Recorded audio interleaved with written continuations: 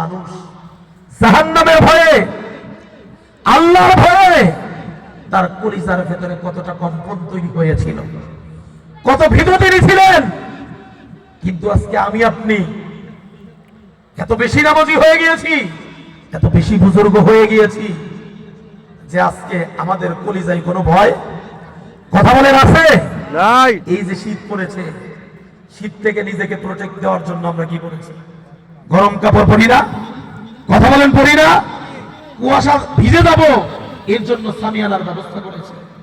কিন্তু একটাবার কি একটু চিন্তা করে দেখেছেন?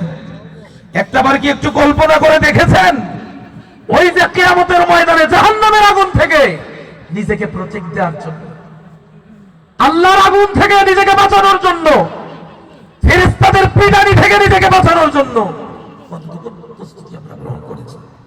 একটু চিন্তা করেছেন? কথা বলেন, একবার কি চিন্তা করে দেখেছেন?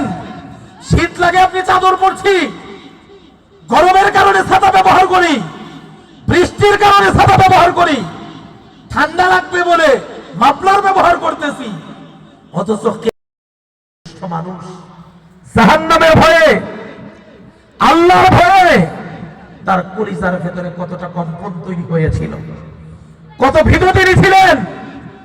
কিন্তু আজকে আমি আপনি এত বেশি নামাজি হয়ে গিয়েছি, এত বেশি বুজুর্গ হয়ে গিয়েছি যে আজকে আমাদের কলিজায় কোনো ভয়, কথা বলেন, আছে নাই? এই যে শীত পড়েছে, শীত থেকে নিজেকে প্রোটেক্ট দেওয়ার জন্য আমরা কি করেছি?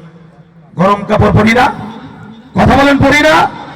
কুয়াশা ভিজে যাব এর জন্য সামিয়ানার ব্যবস্থা করেছে। কিন্তু একটাবার কি একটু চিন্তা করে দেখেছেন? একটাবার কি একটু কল্পনা করে দেখেছেন ওই যে কিয়ামতের ময়দানে জাহান্নামের আগুন থেকে নিজেকে প্রোটেক্ট দেওয়ার জন্য, আল্লাহর আগুন থেকে নিজেকে বাঁচানোর জন্য, ফেরেশতাদের পিটানি থেকে নিজেকে বাঁচানোর জন্য কতটুকু প্রস্তুতি আমরা গ্রহণ করেছি? একটু চিন্তা করেছেন? কথা বলেন, একবার কি চিন্তা করে দেখেছেন?